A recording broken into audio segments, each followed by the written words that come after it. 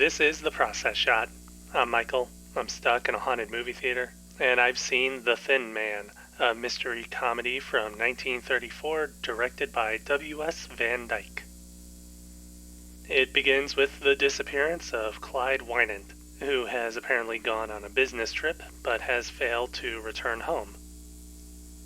His daughter requests the help of Nick Charles, a retired detective visiting the city for the holiday, who, despite reluctance, offers to help.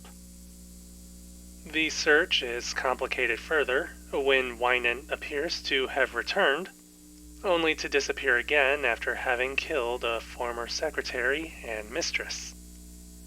Nick, with the help of his wife Nora, ends up exploring a web of murder, intrigue, and lies, which involves people even barely connected to the Wynant family.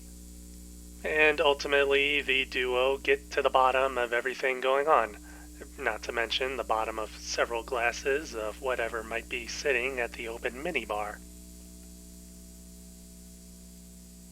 Despite the macabre nature of this story and the events that go on, it's actually a pretty delightful work, taking the generally serious nature of private investigation and placing it in the hands of someone who would much rather be holding on to drinks instead. Nick and Nora are pretty much the centerpieces of this film, stealing the scene in their first appearance and never letting their energy falter afterwards. It's a dynamic that results in brief moments of adoration and love between the two, but also adds a layer of humor to the ongoing investigation, which further involves a number of characters who have their own quirks about them. They aren't quite as developed as Nick and Nora, of course, and are defined a bit more by their roles within the narrative and how they are connected to the missing Wynant.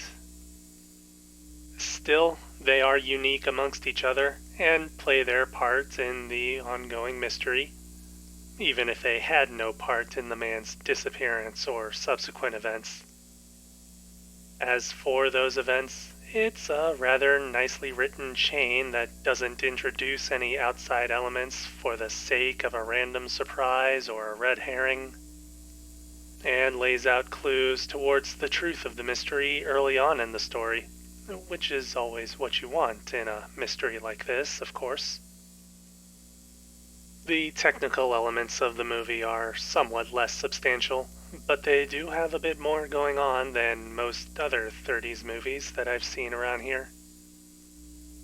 Cinematography is where things excel more, with some of the usual flat and wide shots that capture a room, but taking the time to mix in some more clever framing that adds to the film's humor, with a nice flow in editing that keeps scenes paced out well, and cutaways that are timed long enough that they give you information without disrupting any rhythms. Visually, there are also a few great lighting choices in nighttime scenes, which help to draw your attention to the most important points of a setting. The greater tone within the story is also handled well, balancing Nick and Nora's flippant behavior and the eccentricities of the cast, with the more grave and serious concerns that build up over time, though that's not to say that the movie eventually shifts into a purely dramatic story.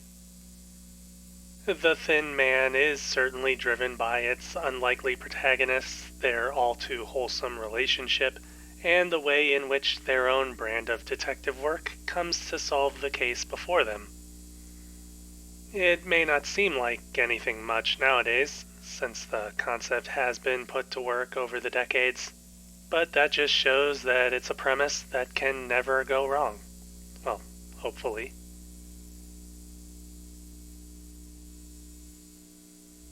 The Thin Man, W.S. Van Dyke, 1934. 4.5 stars. I definitely recommend giving it a watch.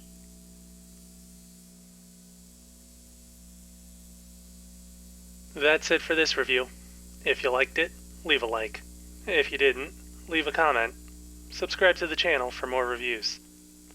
Also, if you're going to watch this movie yourself, The titular thin man is whining. Just wanted to get that out there so that you don't spend time trying to guess anything and not actually pay attention to the story.